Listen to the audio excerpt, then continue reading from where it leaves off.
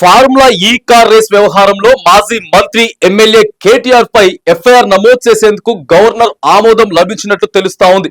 ఇక సంబంధిత దస్త్రం 2 రోజుల క్రితమే రాష్ట్ర ప్రభుత్వానికి చేరినట్టు సమాచారం అందుతా ఉంది.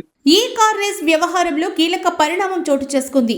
ఇందులో మాజీ మంత్రి ఎమ్మెల్యే కేటీఆర్ పై కేసు నమోదు చేసేందుకు గవర్నమెంట్ ఆమోదం తెలిపినట్లు తెలుస్తోంది. 2 రోజుల క్రితమే ఈ దస్త్రం రాష్ట్ర ప్రభుత్వం చెంతకు చేరినట్లు సమాచారం. హైదరాబాద్ లో జరిగిన ఈ కార్ రేసుకు సంబంధించి ఉల్లంఘనలు జరిగాయని, నిర్వహణ సంస్థకు విదేశీ కరెన్సీ రూపంలో ఒప్పందానికి ముందే నిధులు చెల్లించారని ఏసీబీకి ఫిర్యాదు అందింది. నిబంధనలకు విరుద్ధంగా జరిగినటువంటి ఈ వ్యవహారంపై విచారణ చేయాలని రాష్ట్ర పురపాలక పట్టణాభివృద్ధి శాఖ సంస్థ అక్టోబర్లో అవినీతి నిరోధక శాఖకు ఫిర్యాదు చేసింది.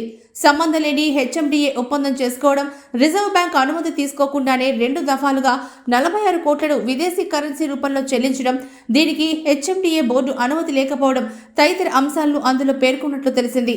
దీంతో అప్పటి పురపాలక శాఖ ప్రత్యేక ప్రధాన కార్యదర్శి అరవింద్ కుమార్, ఇప్పటి చీఫ్ ఇంజనీర్తో పాటు గత ప్రభుత్వంలో పురపాలక పట్టణ అభివృద్ధి శాఖ మంత్రిగా పనిచేసిన కేటీఆర్ పై ఎఫ్ఐఆర్ నమోదు చేయడానికి అనుమతి ఇవ్వాలని ప్రభుత్వానికి ఏసీబీ లేఖ రూపంలో విన్నవించింది. ఈ మేరకు 2 అధికారులకు విచారణ అప్పచెప్పినటువంటి ప్రభుత్వం ప్రజా ప్రతినిధి అయిన కేటీఆర్ పై కేసు నమోదుకు గవర్నర్కు గత నెలలోనే లేఖ రాసింది. ఈ అంశంపై న్యాయ సలహా తీసుకున్న అనంతరం గవర్నర్ అనుమతి ఇచ్చినట్లు తెలుస్తోంది.